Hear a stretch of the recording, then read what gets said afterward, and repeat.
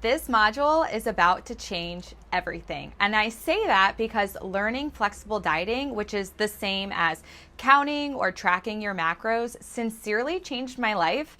It answers the questions of what to eat, when, and why. And it's also not a diet. It's simply a non-restrictive style of eating. So any dietary preference like vegetarian, vegan, dairy-free can fit within the umbrella of flexible dieting, okay? So whatever your preference is, flexible dieting can work for you.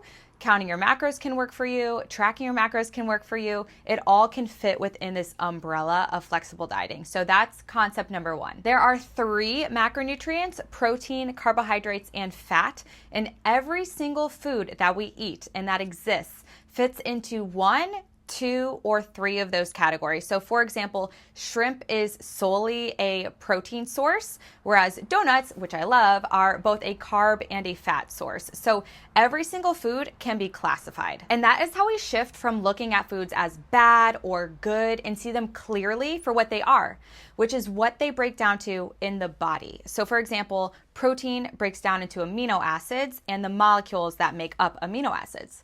Carbohydrates break down into glucose molecules in the body. And then fat breaks down into triglycerides. So when we know this, we can see how manipulating the amounts of each macronutrient can produce a result. So this is why I always say there's a difference between eating healthy and eating for your goals. Because eating healthy means eating nutrient-dense foods, which is often referring to the micronutrients that a food contains. Micronutrients being vitamins and minerals, which we need less of.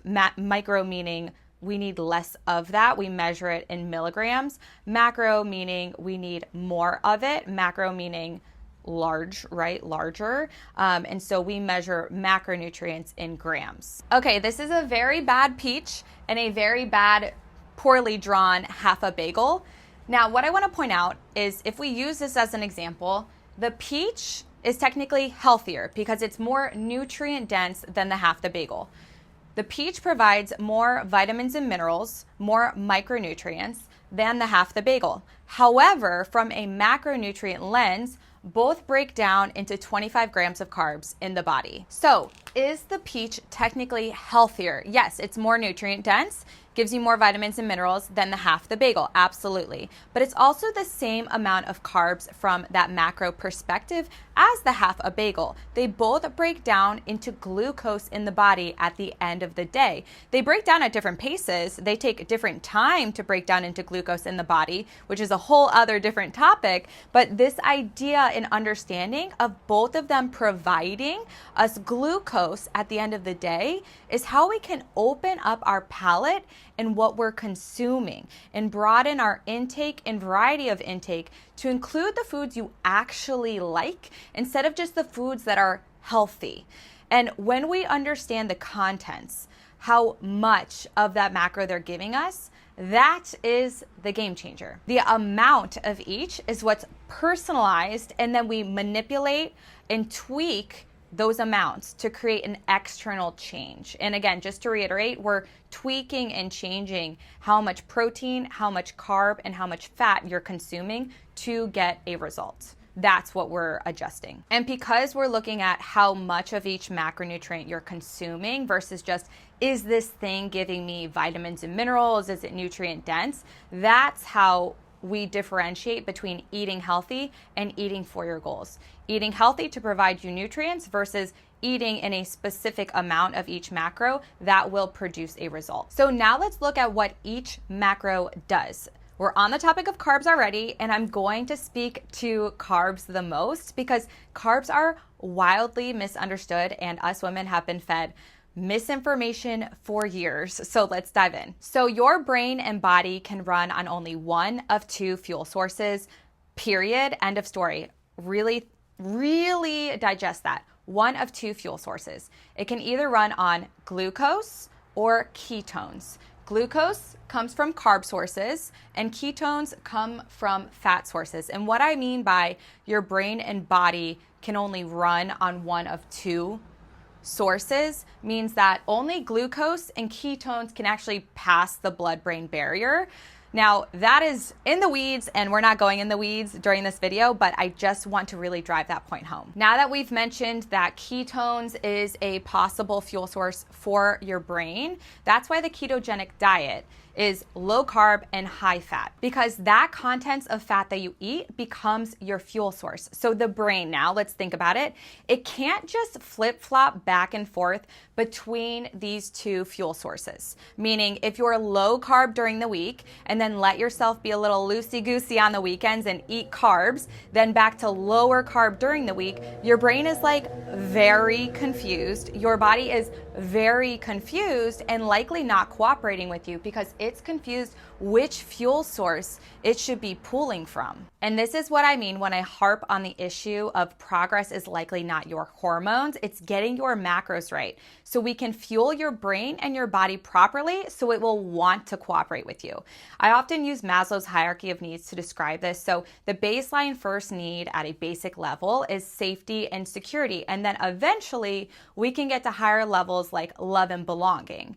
How that applies here is often women aren't providing enough or even consistent amounts of fuel source to your brain and your body. So your brain and body are not getting its basic needs met at this basic level. So you're asking it to do these higher level things like lose fat, recover from workouts, repair bicep muscle tissue, when your body is like, dude, Sarah, you're barely feeding me enough to have your kidneys running properly. So if I'm your brain, it's like, I am in no position, I do not feel safe to be doing this extra stuff like losing fat and gaining muscle when you're so inconsistently fueling me. So you can see how these layers, these steps apply to romantic relationships too, right? We need a basic level of trust and consistency to get to deeper levels of intimacy.